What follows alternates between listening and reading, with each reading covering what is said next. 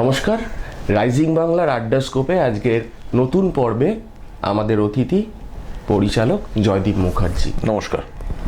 জয়দীপদাকে আপনারা চেনেন ডেফিনেটলি, কারণ এই মুহূর্তে ভীষণভাবে যে ছবিটি একেনবাবু সেটা আপনাদের মধ্যে শোরগোল ফেলেছে। তার পরিচালক হিসেবে বিভিন্ন সোশ্যাল মিডিয়ায় বা যারা হলে গিয়ে দেখেছেন, কারণ সিনেমার পরে একটা দর্শকদের সাথে ইন্টারেকশনের ব্যাপার থাকছে, তো সেখানে আপনারা জয়দীপদাকে দেখেছেন।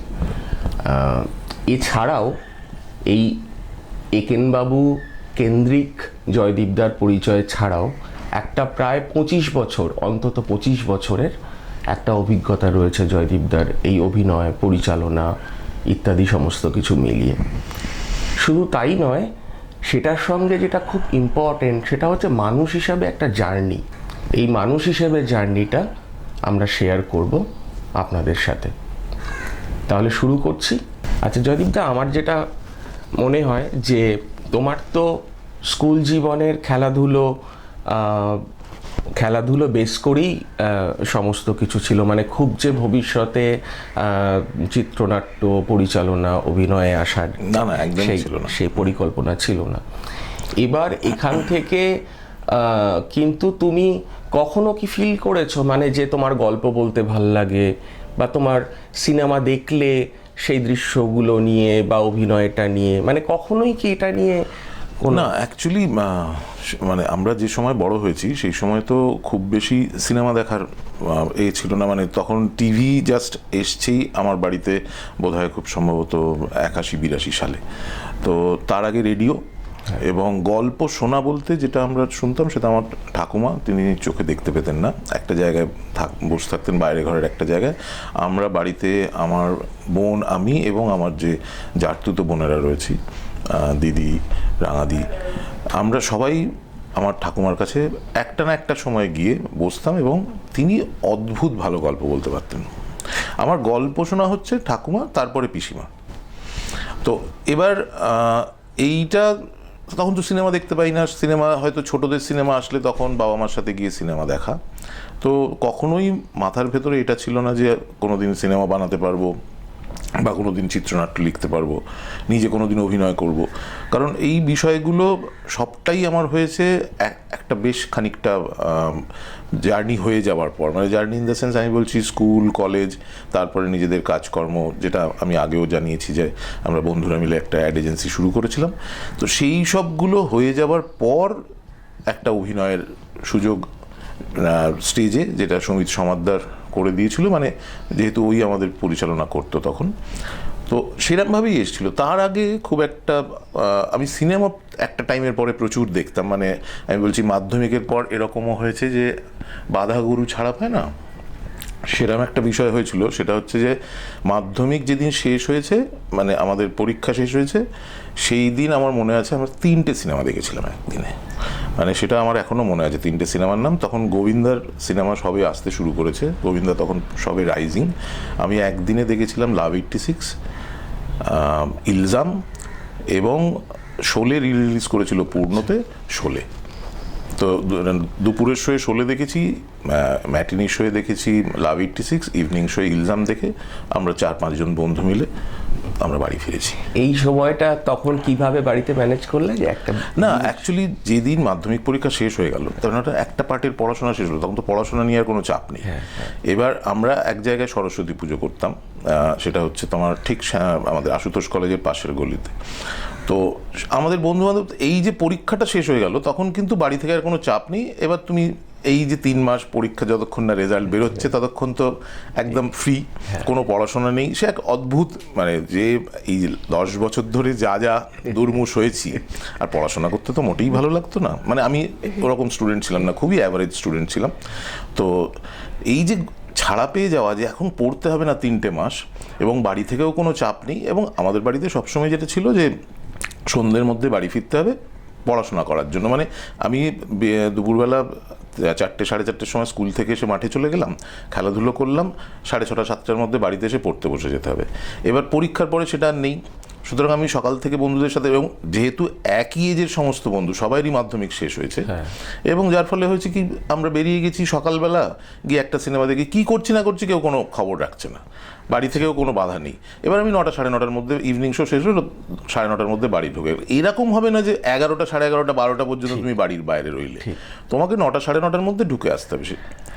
এই ছিল ব্যাপার। তোমার কি ছোটবেলাটা কলকাতাতেই? হ্যাঁ, আমার পুরোটাই কলকাতায়, ভবানীপুর। আচ্ছা, দক্ষিণ কলকাতায়। আর তোমার এমনি কোনো পারিবারিক সূত্রে ছোটবেলায় গ্রাম দেখা বা সেটার সমস্ত ভিশনটার কথা আসলে আমি জানতে সেটা আছে, মানে আমার বড় পিসিমার বাড়ি এবং আমাদের দেশের বাড়ি ছিল হচ্ছে বারাসাতের আরেকটু আগে, মানে আমি মধ্যমগ্রাম থেকে ডান দিকে গেলে গুস্তিয়া বলে একটা জায়গা আছে। তো আমরা খুব ছোটোবেলার থেকে মোটামুটি একটা বড়োবেলা পর্যন্ত, মানে 11-12 পর্যন্ত সেখানে প্রচুর যাতায়াত ছিল। মানে গরমের ছুটি পড়লে পিসির বাড়ি বড় পিসিমার বাড়ি চলে গেলাম, সেখানে গিয়ে আম খাওয়া, বিভিন্ন জায়গায় ঘুরে বেড়ানো, ঝিলের ধারে বসে ব্যাংবাজি করা, এসব নানান কিছু হতো। মানে সেখানে গিয়েও ক্রিকেট খেলেছি সেখানকার, মানে আমার যে বন্ধু বান্ধব ছিল, এবং সেটা একটা অদ্ভুত জিনিস। মানে সেই বাড়ি, সেই একটা পুরো সেই 2-3টে ওলা বাড়ি, মানে একটা জায়গার সামনে, তারপরে মাঝখানে একটা উঠোন, সেখানে দোতলা বাড়ির চারপাশে একটা, মানে প্রচুর, মানে আমি কি বলবো, ওই যে বলে না যে শরিকি বাড়ি, প্রচুর লোকজন একটা বাড়ির মধ্যে, অন্তত বাড়িতে তুমি থাকলেই একটা পুরো গম করছে সারাক্ষণ, 20-25 জন বাড়ির ভেতর, পেছনে পুকুর, সেসব প্রচুর, মানে ওই রকম গ্রামের বাড়িতে আমাদের যাতায়াত প্রায় ছিল। আমি যেটা জানতে চাইবো তোমার কাছে যে এই যে ভিজুয়ালগুলো তুমি বললে, এই যে গ্রামের ভিজুয়াল বা এই যে দৈনন্দিন একটা যাপন, তোমার কখনো মনে হয়েছে যে শহর কেন্দ্রিক ছবির বাইরেও একটা তোমার ছোটবেলা তুমি যা যা দেখেছো, যা যা তোমায় অ্যাট্রাক্ট করেছে, সেগুলো নিয়ে সেরকম করেছি বেশ কিছু কাজ ইদানিং। মানে আমি বলছি, আমি ওয়েব সিরিজ বেশ কয়েকটা এরকম, মানে গ্রাম ছাড়া একটু গ্রাম থেকে দূরে বা একদমই শহরতলি বা গ্রামের গল্পও করেছি। লাস্ট একটা বিবি বক্সি বলে একটা ছবি, মানে সিরিজ করছি, সেটা এখন আন্ডার প্রসেস রয়েছে, সেটা একেবারেই গ্রামের গল্প। তারপরে ডুগডুগি বলে একটা সিরিজ করেছিলাম, যেটা শহরতলির গল্প। তো আমি যেহেতু ওই জীবনটা ছোটবেলায় অনেকটা সময় দেখেছি, মানে আমি বলছি যে ছুটির সময়, গরমের ছুটির সময় আমরা প্রায় দিন 10-12 থেকে আসতাম বড় পিসিমার বাড়িতে। তো আমি মানে দেখেছি যে একটা আম বাগান কি হতে পারে, আম বাগানের কত সামনে আম ঝুলতে দেখা যেত, ইচ্ছে করবে ছিঁড়ে নি, কিন্তু সেগুলো তখনও পাকেনি, যার ফলে ছিঁড়তে দেওয়া হতো না। আমি এরকমও দেখেছি যে অনেকেই তো আমরা নানান রকম আমের নাম জানি, আমি একটা আমের নাম শুনেছিলাম, সেটার নাম হচ্ছে কাক দেশান্তরী বাঁদর বোবা। এরম নাম শুনেছিস কোনোদিন? না। হ্যাঁ, এই আমটার নাম কেন এমন না, প্রচন্ড টক আমটা, আচ্ছা, যাতে কাক দেশান্তর হয়ে বাঁদর বোবা হয়ে যায় খেলে। দারুণ।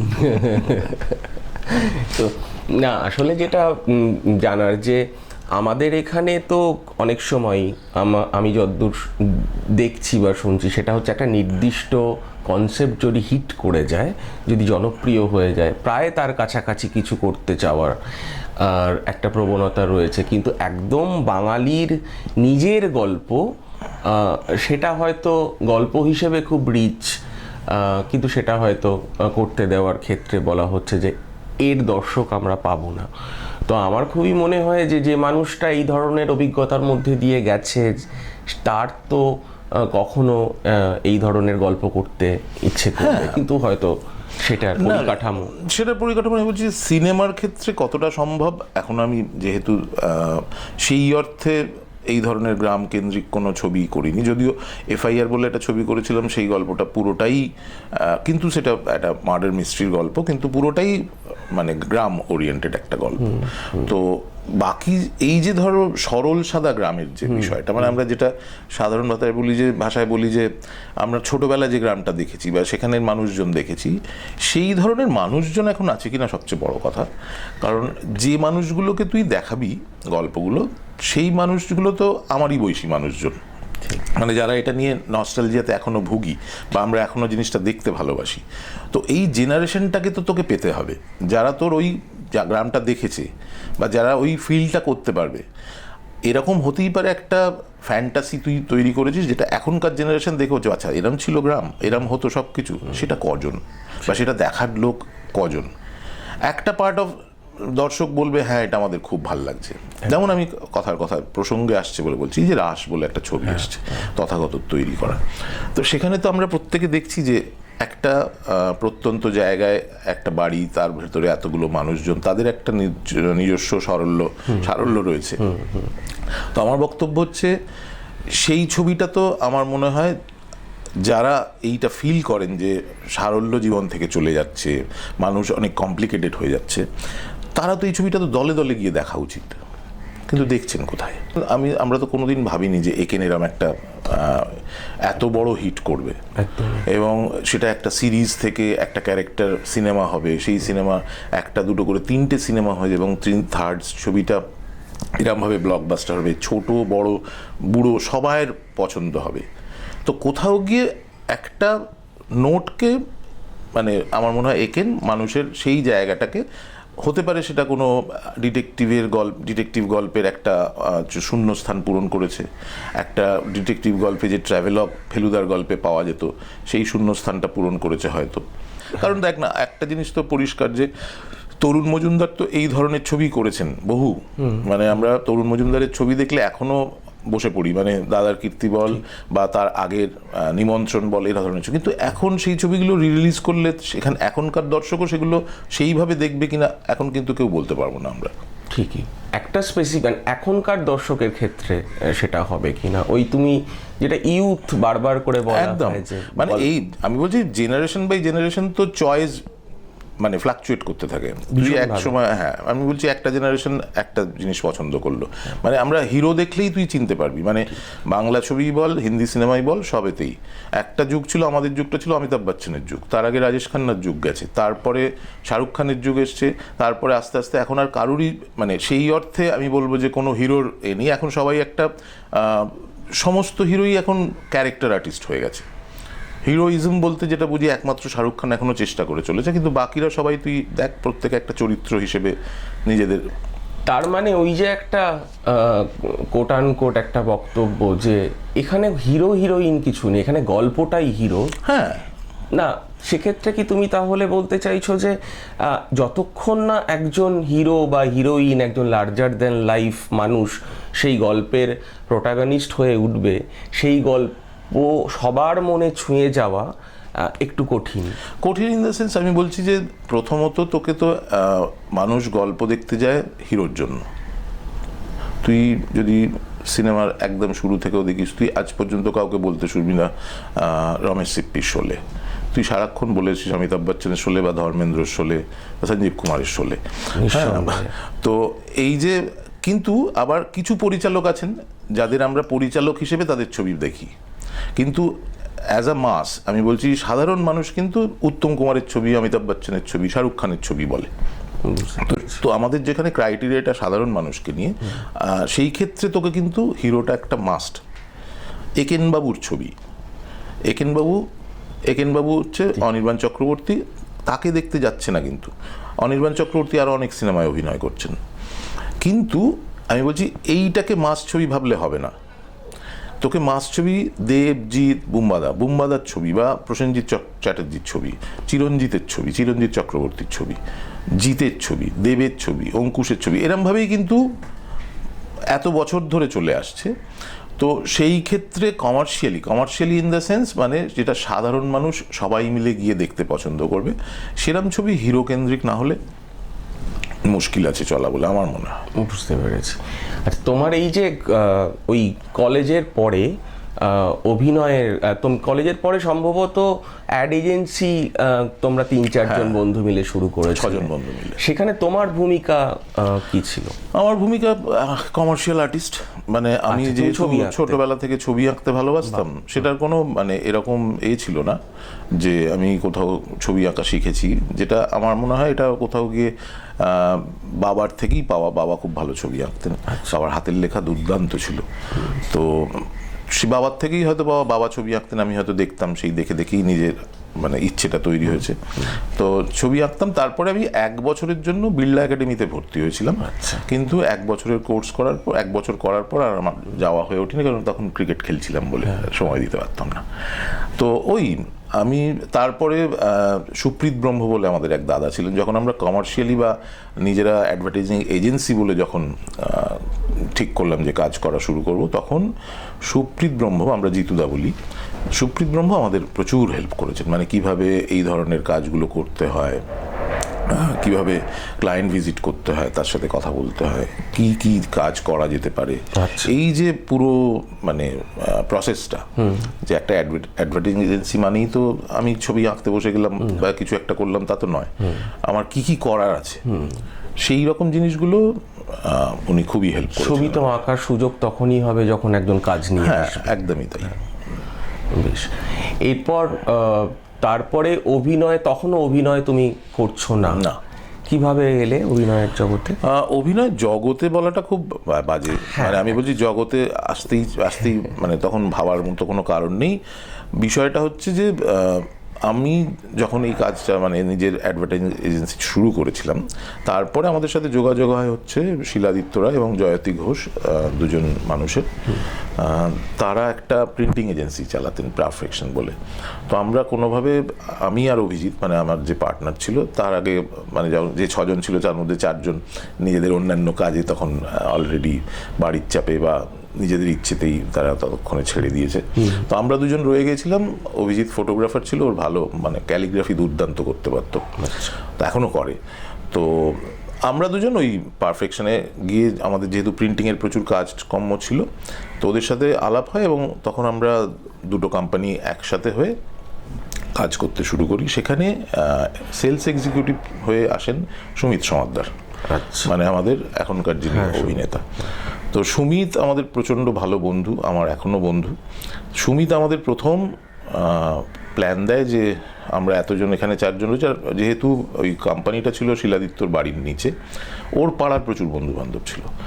তো তারা সবাই মিলে আমরা একটা প্ল্যান করি যে ওদের চিন্তন বলে একটা কালচারাল গ্রুপ ছিল, যে আমরা একটা নাটক করব। কী নাটক করা হবে? সুমিতই প্ল্যান দিল যে বল্লভপুরের রূপকথা। তো সেইটা প্রথম বিড়লা একাডেমিতে আমরা মঞ্চস্থ করি। সেখানে আমি হালদার হয়েছিলাম। তো এইটা হওয়ার পর একটা প্রথম হলো যে ঠিক আছে, তাহলে একটু অভিনয় করতে পারি হয়তো। তো যাই হোক, সেটা হওয়ার পর আবার নিজেদের কাজকর্ম করছি। আবার সুমিত একটা নিয়ে আসে যে আগের নাটকটা তো সবাই ভালোই বললো, চল আর একটা নাটক করি। সেটা বছরখানেক পরে। তো তখন আমরা প্ল্যান করি এবার একটু বড় করে করব এবং অন্য মানে একটু বড় জায়গায় করব। তো তখন প্ল্যান হয় যে আমরা বল্লভপুরের এই রাজদর্শন করব। আচ্ছা। তো রাজদর্শন করার সময় সুমিত তখন সবে সঞ্জয় দত্তের সাড়াক, ক্ষত্রিয়, এইসব ছবিগুলো বেরিয়েছে, বড় বড় চুল, খালি গায়ে সঞ্জয় দত্ত ঘুরত। তো সুমিত আমায় বললো, তুই অভিরামটা কর, তুই চুল বাড়া। তো আমি তখন তো মানে যা হয়, সামনে যে হিরোকে দেখি মনে হয় আমি সেটা, মানে সেটা একটা অদ্ভুত সময়। তো আমি ওই পুশ আপ করে চেহারা ফেহারা মোটামুটি একটু তৈরি করে বড় চুল করে অভিরাম সাজলাম। তখন যেটা হতো সেটা হচ্ছে যে পারফেকশনে সোনেক্সের প্রচুর কাজকর্ম। আচ্ছা। তো কাজকর্মের জন্যই কখনো কখনো আসতেন সব্যসাচী চক্রবর্তী, আসতেন কাজের বোঝাতে। তারপরে জোছনদা কোনো 1-2বার এসছেন। তো তখন আমরা যেহেতু এইটা খুব বড় করে করছিলাম, মানে বড় করে ইন দ্য সেন্স মানে একটু টাকা পয়সা খরচ করে, মিউজিক আলাদা করে সুমিত করেছিল। তো আমরা ওনাদের বলি যে আমরা এরকম একটা দিন জ্ঞান মঞ্চে একটা নাটক মঞ্চস্থ করছি, তো আপনারা যদি আসেন। তো আমরা ভেবেছিলাম আসবেন না হয়তো। তো নাটকটা যেদিন মঞ্চস্থ হলো সেদিন হয়ে যাওয়ার পর সবাই বললো যে খুব ভালো হয়েছে।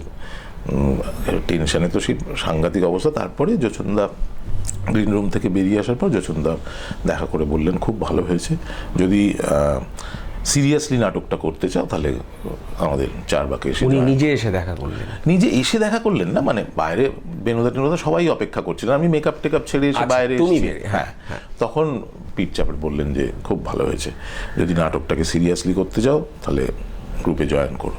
তো সেই এত বড় একটা মানুষ এরমভাবে একটা অ্যাপ্রোচ করেছেন এবং সেটা যে সুযোগ হবে, তো সেই হিসেবেই চারবাক জয়েন করা, আমার আর শিলাদিত্য 3 মাসের মতো ছিল, তারপরে শিলাদিত্য আর পারেনি, কারণ ওর নিজের প্রিন্টিং প্রেসে নানান রকম কাজকর্ম ইত্যাদি প্রভৃতি নিয়ে আমি কন্টিনিউ করে গেছিলাম।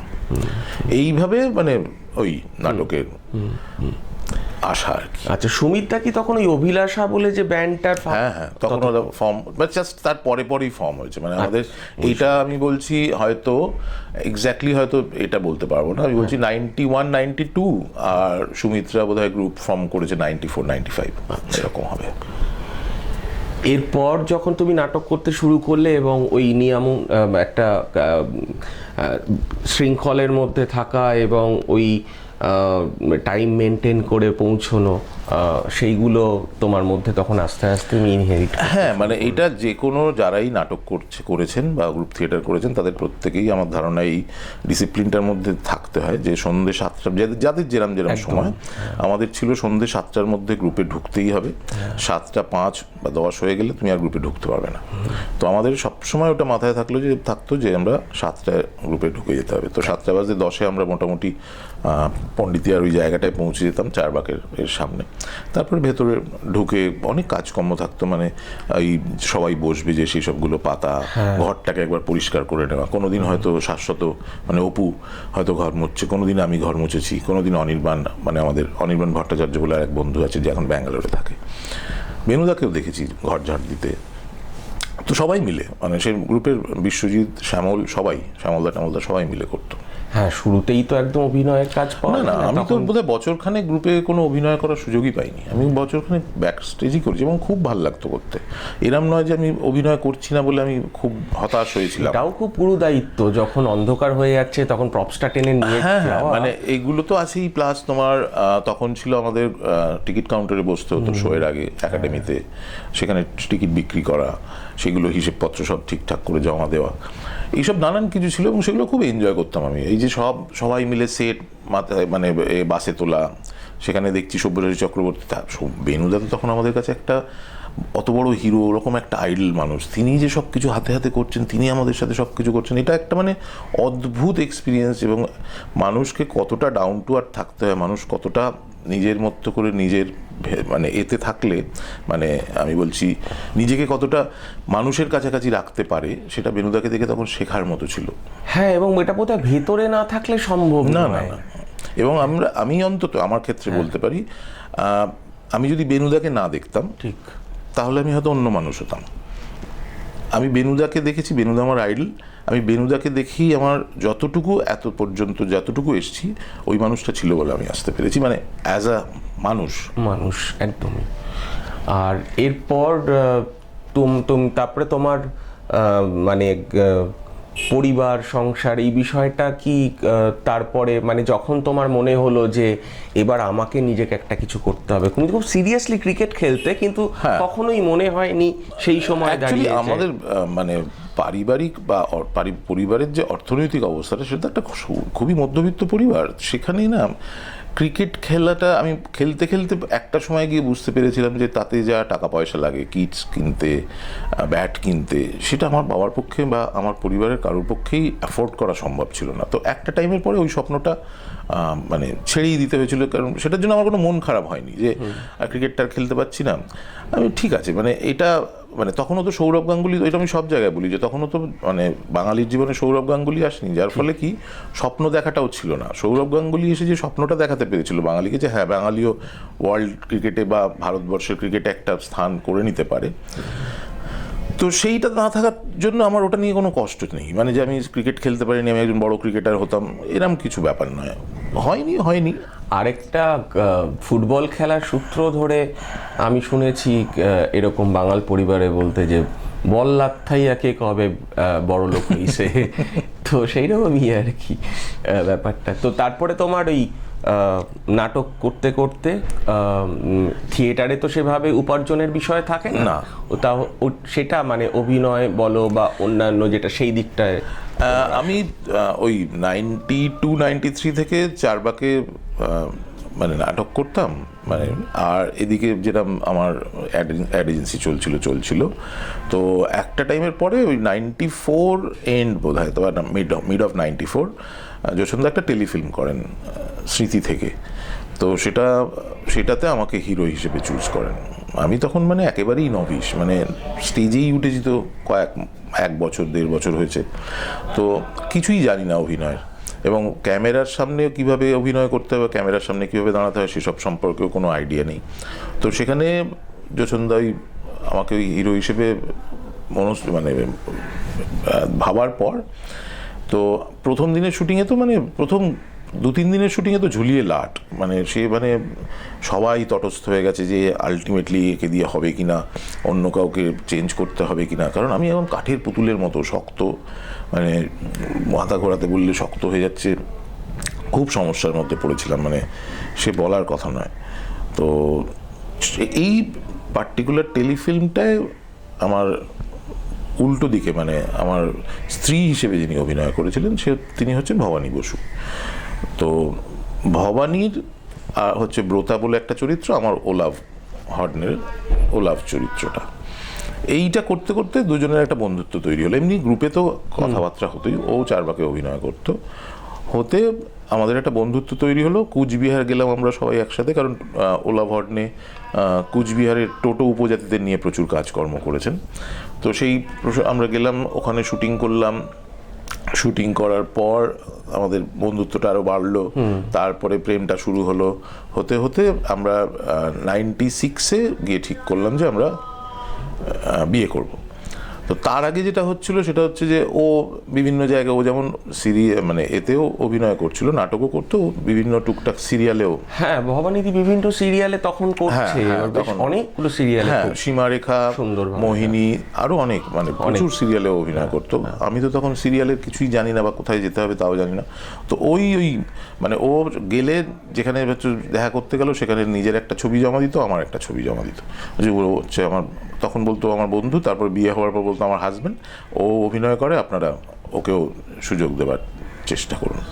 তো এই করে আমার 2-1টা সিরিয়ালের শিখে ছেড়েছিল, মানে আমার মনে আছে খুব সম্ভবত এতে বীরেশ চট্টোপাধ্যায় ছিলেন, বীরেশ চট্টোপাধ্যায়, তো হ্যাঁ, বীরেশ চট্টোপাধ্যায় সীমারেখাতে আমি একটা পুলিশ অফিসারের রোল পেয়েছিলাম, আর মিলন রায়চৌধুরীর মোহিনীতে পাশেই সেটে, হ্যাঁ, ওখানে আমি আরেকটা মানে মোহিনীতে আরেকটা চরিত্র পেয়েছিলাম, এবং সেটা বেশ একটা ঠিকঠাক বড় চরিত্র। তো এইভাবে শুরু হয়েছিল আর কি। এই যে একটা অসাধারণ সম্পর্ক, মানে ঠিক আজকের দিনে দাঁড়িয়ে যখন আমরা এরকম কথা শুনি যে ভবানীদি কাজ করতো বিভিন্ন সিরিয়ালে, সে নিজের ছবি দিতে গিয়ে সঙ্গে তোমাকেও নিয়ে যাওয়া, তোমার ছবি দিয়ে ইন্ট্রোডিউস করানো, এই যে একটা সম্পর্কের বাঁধন আমাদের এখনকার জেনারেশন বলবো না, এই সময়টার মধ্যে তো কোথাও একটা সেই সহনশীলতা, সেই মানুষ হিসেবে একে অপরের প্রতি রেসপেক্ট, ভালোবাসা, ভালো চাওয়া, জানি না কেন আমার মনে হয় যে একটু কোথাও শিথিল হয়ে গেছে, এরকম নেই? তুমি নিশ্চয়ই এরকম আরো উদাহরণ দেখেছো, মানে তোমার নিজেরটা দেখতে দেখতে। হ্যাঁ, মানে আমি বলছি যে আমাদের দুজনের না কোনোদিনই খুব একটা চাহিদা বড় ছিল না, মানে এরকম একটা, আমি যখন এই অ্যাড এজেন্সি করছি মানে তো বিরাট টাকা রোজগার করছি তা নয়, খুবই একটা সামান্য টাকাই রোজগার হতো, কারণ খুবই একটা মানে অত বড় অ্যাড এজেন্সি তো নয়। একটা অ্যাড এজেন্সি মানেই সবাই ভাবতে শুরু করে যে আমি হয়তো HTA বা ওই ধরনের বড়, ওরকম কিছুই নয়, খুব একটা সামান্য অ্যাড এজেন্সি, তার থেকে 4 জন পার্টনার, তারা একটা মোটামুটি রোজগার করার এতে ছিলাম।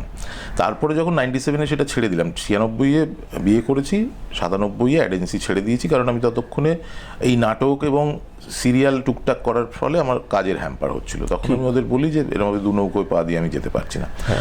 যেটা আমাদের দুজনেরই ছিল, সেটা ভবানীদারও বেশি ছিল, সেটা হচ্ছে যে কোনো কিছুই চাহিদা ছিল না, মানে আমাদের যেটা করে ফেলতেই হবে, আমাদের যেটা পেতেই হবে, এরকম না। যেরমভাবে জিনিস আসছে বা যেভাবে জীবনটা আসছে, আমরা ঠিক মানিয়ে গুছিয়ে এগিয়ে যেতে পারবো।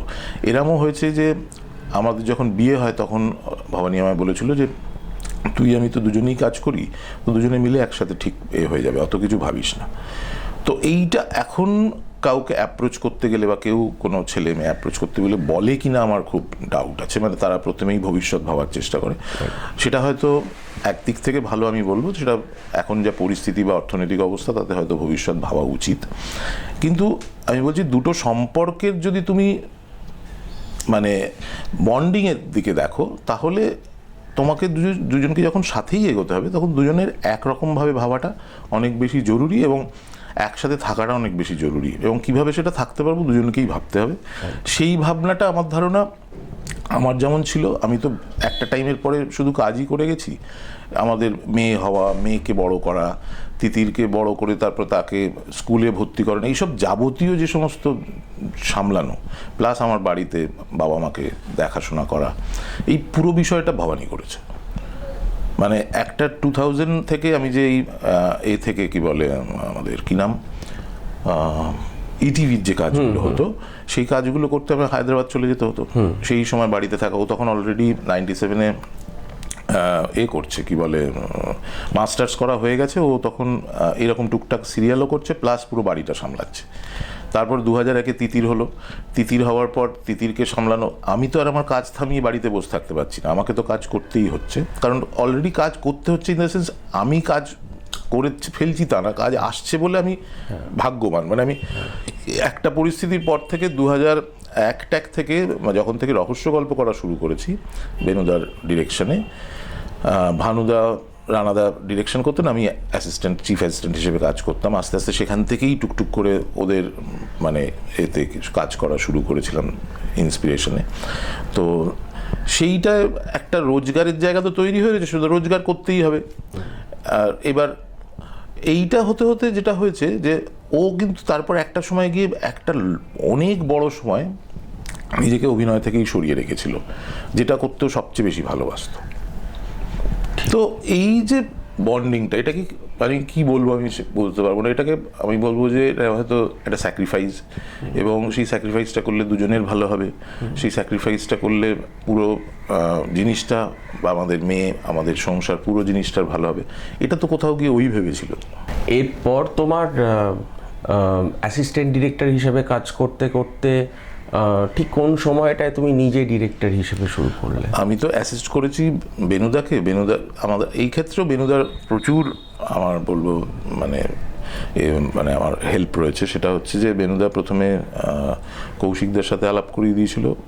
সেটা কৌশিকদা একজন খুঁজছিলেন এই ডিরেক্টরকে, ফ্লোর ডিরেক্টর, কারণ তখন ওয়ারিশের পোস্ট প্রোডাকশন চলছিল বলে কৌশিকদা একটা ঘরেও বাইরে বলে সিরিয়াল করছিলেন তারাতে, সেটাতে ফ্লোর ডিরেক্টর হিসেবে আমাকে বেনুদাই যোগাযোগ করিয়ে দিয়েছিলেন। তারপরে বেনুদার সাথে একাকী অরণ্যে করতে গেছিলাম, সেখানে প্রভাতদার সাথে আলাপ হয়। তারপরে প্রভাতদাকে অ্যাসিস্ট করি। প্রভাতদাকে না, এটা বোধহয় একটু আগে পরে হলো। প্রভাতদাকে আগে অ্যাসিস্ট করেছি, তারপরে কৌশিকদাকে অ্যাসিস্ট করেছি। তো কৌশিকদাকে অ্যাসিস্ট করতে করতে 2006-07, হ্যাঁ 7-এর শেষের দিকে যখন শেষ হলো, আমাদের প্রায় শেষ হয়ে এসছে চোরাবালি, তো সেইটার সময় অতনু রায় আমাকে ফোন করে বলেন যে আমি একটা সিরিয়াল শুরু করছি, সেটার নাম বিষপ্রান্তর। তো সেটা আমাদের এডিটর অর্ঘ্যকমল মিত্র উনি ডিরেক্ট করতেন। তো উনি 25টা এপিসোড করার পর ওনার পক্ষে সম্ভব হচ্ছে না, উনি ব্যস্ত হয়ে পড়ছেন, তো তুমি যদি করো আমি তোমারকে এই জন্য বললাম। কারণ তার আগে আমি দেবাংশুদা ডিরেক্ট করতো বন্নিশিকা, তো সেখানে যিনি পর্ব পরিচালক ছিলেন তিনি অসুস্থ হয়ে যাওয়ার দরুন আমি 1 মাস বন্নিশিকা করেছিলাম। তো সেইটা দেখে কোথাও গিয়ে অতনুদা হয়তো কনফিডেন্স পেয়েছিলেন, আর দেবাংশুদাও হয়তো বলেছিল। তো সেই আমার প্রথম ডিরেক্ট করা সিরিয়াল হচ্ছে বিষপ্রান্তর। সেটা 2008 বা 2007 এরকম হবে। কৌশিক গাঙ্গুলির সঙ্গে কাজ করতে গিয়ে ছবির সহকারী হিসেবে তুমি কাজ করতে শুরু করেছিলে, কিন্তু প্রথমেই চিফ অ্যাসিস্ট্যান্ট হিসেবে শুরু করোনি, সেখানে কি? না, কৌশিকদার ক্ষেত্রে যেটা হয়েছিল, প্রথমেই আমি চিফ অ্যাসিস্ট্যান্ট হিসেবেই শুরু করেছি। মানে কৌশিকদার ক্ষেত্রে যেটা হয়েছে, আমি যেহেতু ফ্লোর করা শুরু করে দিয়েছিলাম কৌশিকদার ক্ষেত্রে, এবং তার আগে তো আমি অলরেডি আমাদের রহস্য গল্পের 1-2 গল্প শ্যুট করার সুযোগ পেয়েছিলাম। কারণ ততক্ষণে একটা ভিশন তৈরি হয়েছে নিজের, এটা এরকম হলে ভালো হয়, এটা এরকম হলে ভালো, খুবই আমি বলছি সেটা খুব নমিনাল একটা ভিশন।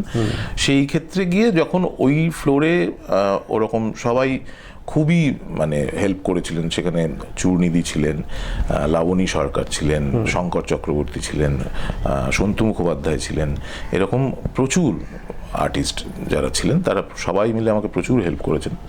এবং রুদ্র ছিল, বাদশা ছিল, সবাই ছিল সেই সিরিয়ালটায়, অরিজিৎ ছিল, তো আরও অনেকে ছিলেন, মানে ভাস্কর ব্যানার্জি ছিলেন। তো সেইটা আমার প্রথম হাতে খড়ি যে আমি একটা গল্প বলতে পারি বা গল্প বলতে চেষ্টা করছি, গল্পটা বলা যায় বলছি। এবং যারা কৌশিকদা তখন এসে যখন পোস্ট প্রোডাকশনের পর এসে সিন দেখতো বা এডিট দেখতো, তখন একটা দুটো সিন দেখে বলতো বাহ খুব ভালো হয়েছে। এবং বেশ কিছু ইমোশনাল সিন যেদিন যেদিন কৌশিকদা নিজে সময় পেত, নিজে শ্যুট করতো, সেগুলো আমি পাশে বসে দেখতাম যে কৌশিকদা কীভাবে ইমোশনাল সিন বা কোনো একটা প্রেমের দৃশ্য কীভাবে শ্যুট করছে, সেগুলো শিখতাম বসে বসে। তো এই হতে হতে কৌশিকদার কাছে যখন কাজটা করতে শুরু করেছি, তখন আমি অলরেডি ফ্লোর ডিরেক্ট করা একজন ডিরেক্টরের মতোই হয়ে গেছি। এবং যার ফলে কৌশিকদার একটা অদ্ভুত কনফিডেন্স ছিল। এবং যেহেতু আমি থ্রিলার দেখতাম প্রচুর বেশি, তখন আমি রাম গোপাল বর্মার বিশাল ফ্যান। মানে আমি একটা ছবিও ছাড়তাম না এবং খুব আমাকে ইন্সপায়ার করতো ওই সব ছবিগুলো। মানে ওই সত্যা, তারপরে রঙ্গিলা, কন, ভূত না, ভূতের আগে ওই যে রাত বলে একটা ছবি ছিল, কোম্পানি। তো আমি যেহেতু থ্রিলার পছন্দ করতো, থ্রিলারটা হলেই কৌশিকদা বলতো এটা এই পার্টটা তোর, এটা তুই বুঝে নে, আমি প্রেমের পার্টটা আমি বুঝে নিচ্ছি। এরমভাবে শুরু হয়েছিল।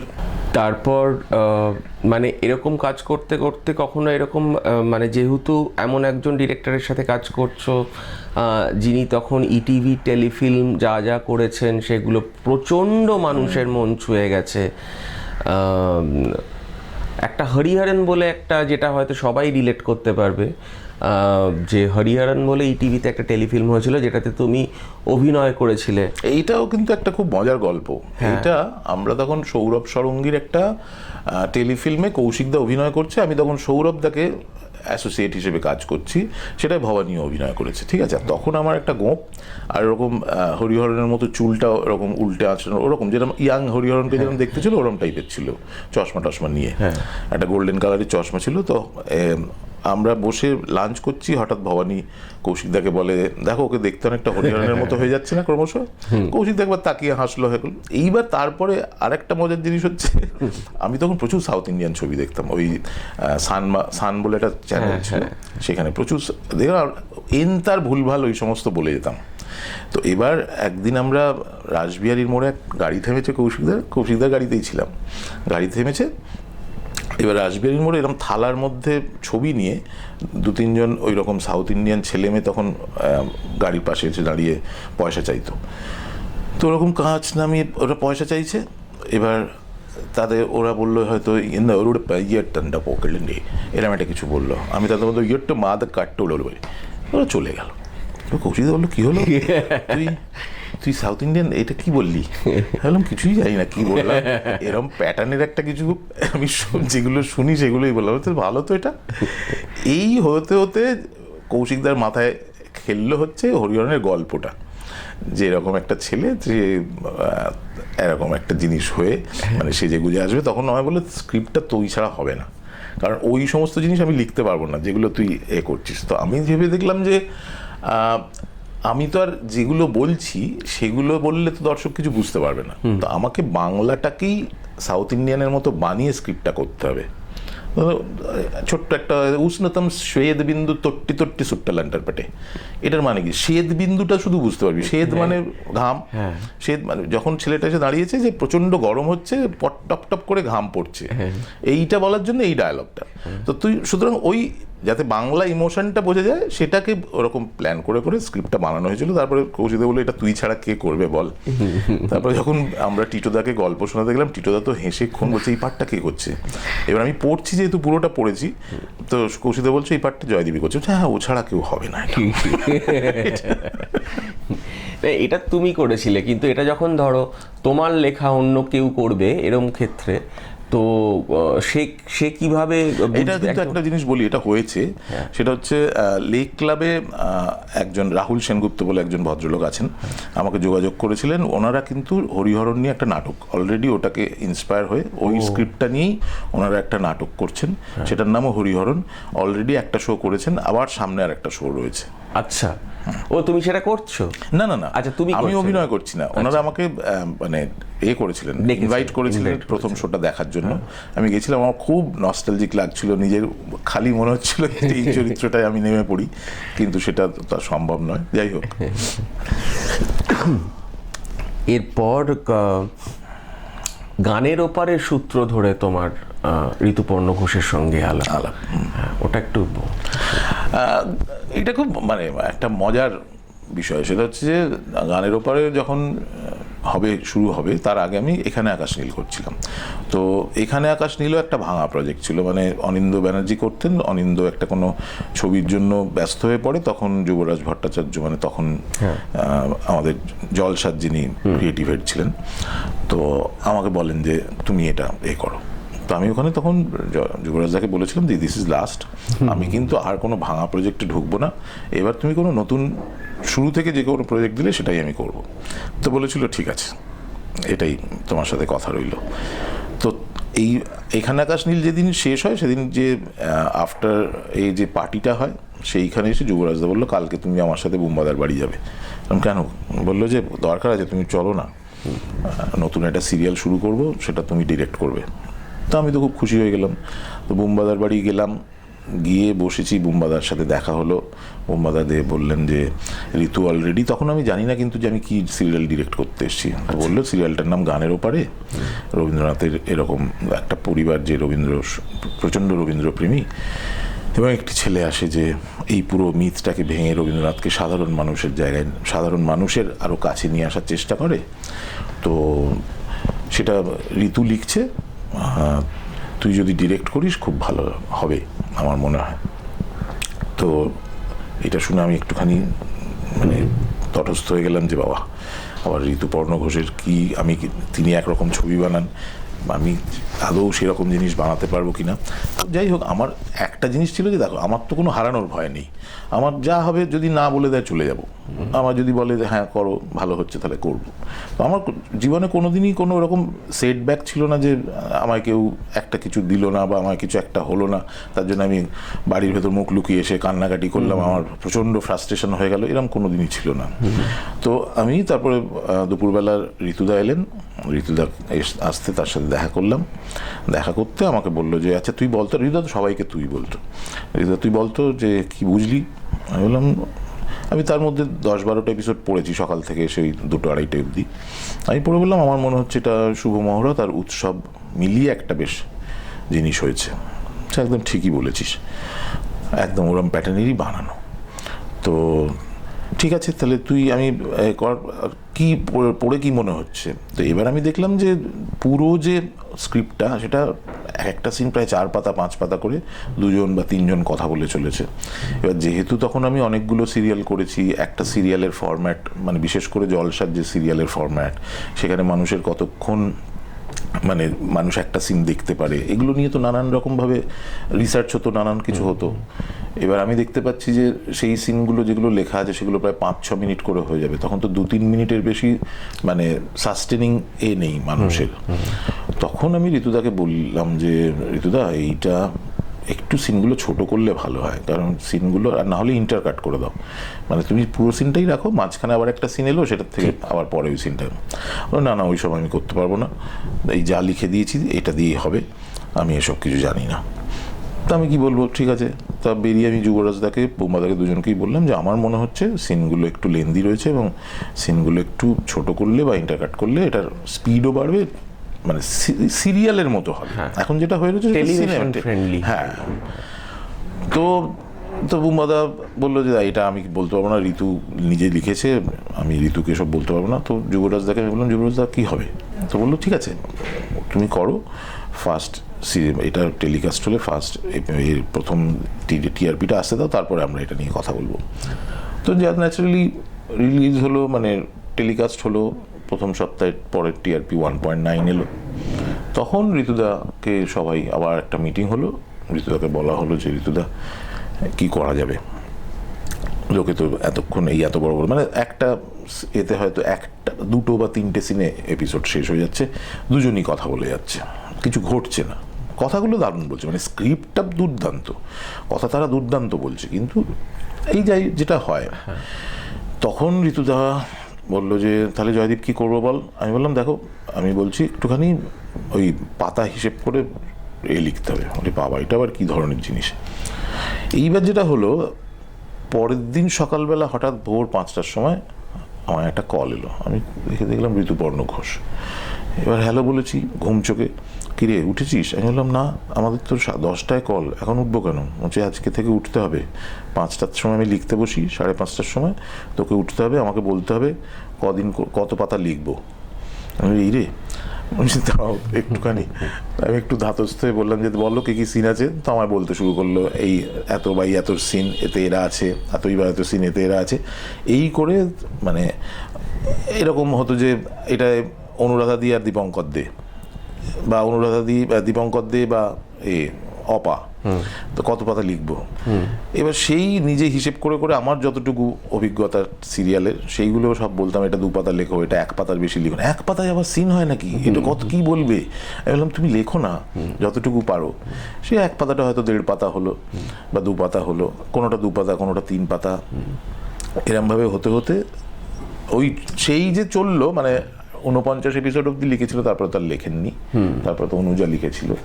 তো ওই পর্যন্ত মানে ওই বাকি 30টা এপিসোড, যে 25, 30, 24, 25টা এপিসোড, প্রতিদিন ওই সকাল 5টায় একটা অ্যালার্মের মতো আমার ফোন আসতো এবং ঋতুদাকে বলতে হতো। এবং সেই সময় শুধু কন্টেন্ট বুঝে তুমি বলেছো তা নয়, তার সাথে বোধহয় তোমার কে কেমন ভাবে সংলাপ থ্রো করে। হ্যাঁ, মানে সেটা তো আছেই, ওই জন্যই বললাম যে ধর টিটোদা হলে, টিটোদার যা বয়স, টিটোদা অনেক স্লো কথা বলেন পুরো, সেটাই যদি আমি 2 পাতাও লিখি সেটা 4 পাতার সমান হয়ে যাবে। তুমি তো দেখছি খুবই ব্যস্ত হয়ে পড়েছো এরম ভাবে। আর যদি মিমি বাই বলছে তুমি তো দেখছি খুবই ব্যস্ত হয়ে পড়েছো, তুমি সে তো হুড়মুড় হুড়মুড় কথা বলছে। তো এইগুলোও সব মানে ঋতুদাকে বলতাম। এবং সবচেয়ে বড় জিনিস হচ্ছে ঋতুদার, সেটা হচ্ছে ঋতুদা না এইগুলো সব মন দিয়ে শুনতো। একটা জিনিসও ঋতুদা কখনো এরকম হয়নি ধর এগুলো হয় না, এরম আবার এরকম হয় নাকি, প্রত্যেকটা জিনিস মন দিয়ে শুনতো এবং প্রত্যেকটা জিনিস মানে এতটাই নিষ্ঠা দিয়ে পুরো জিনিসটা করার চেষ্টা করেছিল এটা, সেটা মানে অদ্ভুত শেখার মতো। মানে একটা মানুষকে দেখে তো সামনে থেকে আমরা ভাবি যে প্রচুর ইগো আছে, নিজের একটা দাম্ভিক টাইপের লোক, একেবারেই ছিল না। প্রচণ্ড ছেলে মানুষ এবং প্রচণ্ড মানে আমি বলছি অন্যের থেকে কি কি পেতে পারি তার কথা মন দিয়ে শোনা, এইগুলো ঋতুদার খুব ছিল। আর তুমি যে শুধু ওই 12-13টা পর্ব পড়ে কি মনে হয়েছে সেইটা যে বলেছিলে, সেটার পরে আর তোমাকে চরিত্রগুলো সম্পর্কে কি ভেবেছো? এরা কি ধরনের, এদের শোপিস থাকতে পারে, বাসনপত্র থাকতে পারে, এইটা আমাকে আর প্রশ্নটা শুনতে হয়নি। এটা আমার আগে কোনো একজন পরিচালক এসেছিলেন পরিচালনার জন্য, তাকে ঋতুদা বলেছিল যে এই যে তোমার এদের টিটোদাদের যে ফ্যামিলিটা, তো এদের ফ্যামিলির যে বাসনপত্র সেটা কি ধরনের বাসনপত্র হতে পারে। তো ন্যাচারালি আমরা যারা বনেদি বাড়ির জিনিস দেখি তারা কাঁসা পেতলি বলবে, উত্তর কলকাতা। তো সেও বলেছে কাঁসা পেতলের বাসনই হচ্ছে। তুমি একটি মূর্খ, কখনো কাঁসা পেতলের বাসন হয়? এই এত এখনকার দিনে কোনো কাজের লোক এত কাঁসা পেতলের বাসন মাগলে আর কাজের লোক বাড়িতে থাকবে? এরপর তোমার সরাসরি একার নিজের ছবি পরিচালনা করতে আসা শুরু হয়ে গেল, মানে সিরিয়ালটা করা শুরু হলো, টেলিফিল্ম করা শুরু হলো। আমি আকাশ বাংলায় প্রায় গোটা 4-5 টেলিফিল্ম করেছি। তারপরে এইতে কি বলে সিরিয়াল তো করছিলামই, করতে করতে 2013 খুব সম্ভবত 12 বা 13 সেই সময় আমি একটা প্রথম ছবি পরিচালনা করার সুযোগ পাই। সেটা প্রিয় চট্টোপাধ্যায়ের মানে হেল্পে, মানে স্ক্রিপ্ট, এবং প্রিয়দাই পুরোটা ইনিশিয়েট করেছিলেন। সেটা হচ্ছে পিত্রাশিস বলে একটা প্রোডাকশন হাউস ছিল এই এর কাছে, রুবির কাছে। তো সেখানে পিনাকি বলে একজন ভদ্রলোক ছিলেন, উনি এবং প্রিয়দা দুজনে মিলে, প্রিয়দাই মেনলি স্ক্রিপ্টটা লিখেছিল, তারপর আমি কিছু যেরাম হয় আর কি স্ক্রিপ্ট ডাইরেক্ট করতে গেলে যতটুকু কারেকশন করতে হয় সেটা নিয়ে প্রথম ছবি করি হচ্ছে আগুন। এবং আগুন হচ্ছে আমার খুবই একটা ইমোশনাল জার্নি, যেহেতু প্রথম ছবি। সেখানে পছন্দের সব কজন মানুষকে আমি অভিনয়ের জন্য রাখতে পেরেছিলাম, যেমন বেনুদা ছিল, গৌরব ছিল, ইন্দ্রাশিস ছিল, আবির ছিল।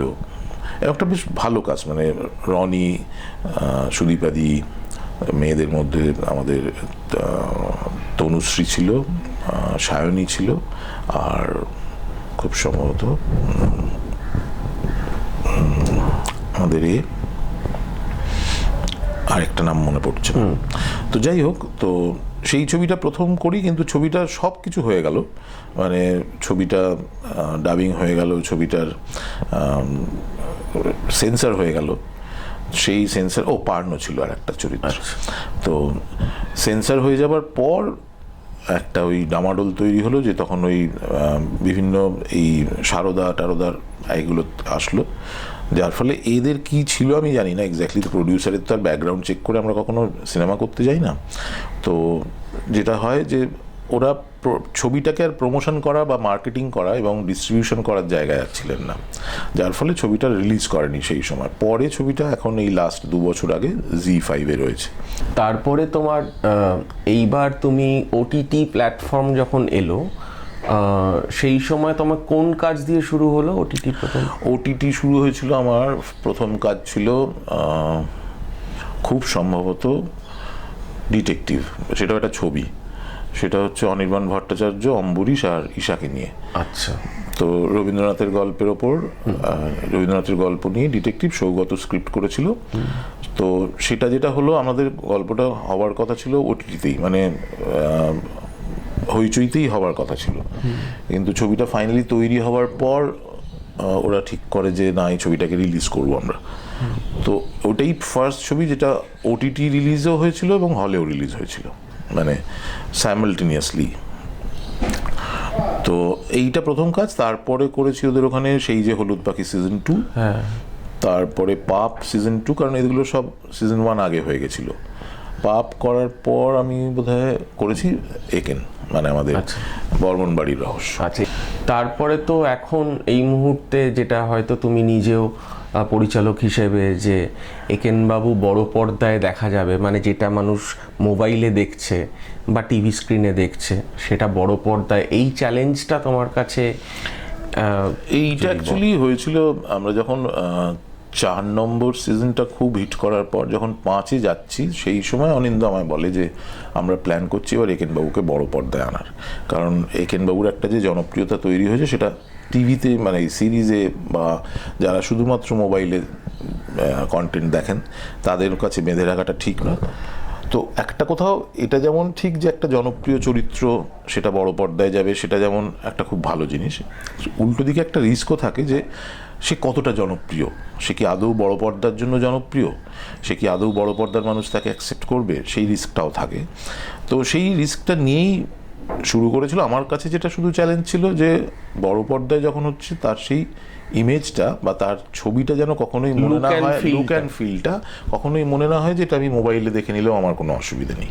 তো আমার কাছে সেইটা একটা চ্যালেঞ্জ ছিল। বাকি চরিত্র বল বা গল্প বলা বল, এগুলো তো আমি জানি আমার নিজের কনফিডেন্সের জায়গা থেকে, যে আমি যেহেতু থ্রিলার প্রথম থেকে করতে ভালোবাসি, কমেডি নিয়ে করতে আমার, এটার তো সবচেয়ে বড় গুণ হচ্ছে এটা থ্রিলার কমেডি, কমেডি থ্রিলার সেই অর্থে। তো সেটা আমার কাছে একটা খুবই কনফিডেন্সের জায়গা যে আমি এই ধরনের জিনিস খুব সুন্দর করে বলতে পারবো। তো সেইটা নিয়ে কোনো চাপ ছিল না, শুধু চাপ ছিল হচ্ছে যে ছবিটা যেন ছবির মতো হয়, মানে সিনেমা দেখে লোকের যেন মনে না হয় যে এই তো সিরিয়াল বানিয়েছে বা এই তো ওটিটির ছোটো মোবাইলে দেখলেও কোনো অসুবিধা নেই, সেইটাই একমাত্র। তো যখন প্রথম গল্পটা হলো দ্য একেন, দার্জিলিংয়ের গল্পটা, সেইটা দর্শকের ভালো লাগলো এবং তখন আমরা এক্সপেক্টও করিনি যে এতটা হবে, কারণ KGF-এর মতো একটা ছবি রিলিজ করেছে, প্যান্ডেমিক সবে গেছে, দর্শক সবে একটু একটু করে হলে আসছেন, এই সব মিলিয়ে যখন ওই ছবিটা একটা ঠিক মানে দিল, ভাইব দিল যে না এটাও দর্শকের খুব ভালো লেগেছে এবং দর্শক হলে এসে ছবিটা দেখেছেন, তখন আমরা কনফিডেন্ট হলাম যে হ্যাঁ, একেনবাবুর যে দর্শক এতে রয়েছে, ওটিটিতে রয়েছে, সেই দর্শক সাধারণ মানুষও একেনবাবু। আমরা বলতে তুমি এখানে প্রডিউসারদের কথাও? একেবারেই আমি বলতে চাইছি, মণি আছে এর মধ্যে, সৌম্য আছে, সৌম্য মুখোপাধ্যায়, অনিন্দ্য ব্যানার্জি ছিলেন, সেরা ছিল, সেরা ব্যানার্জি, এরা সবাই মিলে, আমরা সবাই মিলে জিনিসটাকে প্ল্যান করেছিলাম। বুঝতে পারি। এইবার যেটা সেই অর্থে ঘটনাচক্রে খুব যে স্ট্রাগল ফেস করতে হয়েছে, মানে আমরা যেটা বলি আর কি, যে ওই একটা সময় হয়েছে ভিড় ট্রেনে ঝুলতে ঝুলতে এসে শুটিং করেছে, থেকে করে হয়তো কোনো পরিচালকের বাড়িতে থেকে গেছে, কারণ পরদিনই সকাল 6টায় কল টাইম আর ফিরবে না। মানে ঘটনাচক্রে এই উদাহরণটা দেওয়ার কারণ হচ্ছে যে এক্স্যাক্টলি কী ধরনের স্ট্রাগলের কথা আমি বলছি। বা বারবার আমি যাচ্ছি, বারবার বলছে হ্যাঁ তোমাকে নেবো না, হতে পারে, কিন্তু আমি দেখছি যে আমি চলে এলে আমার ছবিটা ছিঁড়ে ফেলে দিয়েছে শুনলাম। এইরকম অদ্ভুত সিচুয়েশনের মধ্যে বোধ হয়।